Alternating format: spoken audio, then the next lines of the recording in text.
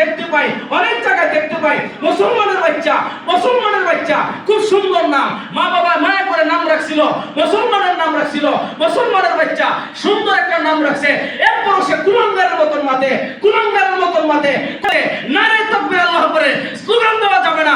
আমরা বগির মসজিদ থেকে বলতে চাই, এই কুলাঙ্গারের বাচ্চা, এই নাস্তিকের বাচ্চা, নারে তাকবীর আল্লাহু আকবার স্লোগান বগির গ্রাম থেকে নিয়ে সারা বাংলাদেশ গেল, সারা বিশ্বময় মুসলমানের অন্তরে সর্ব জায়গায়, সর্বশ্রেণীতে, সর্ব কলেজে, কলেজ ভার্সিটি সব জায়গায় নারে তাকবীর আল্লাহু আকবার স্লোগান চলবে কিনা চলবে না?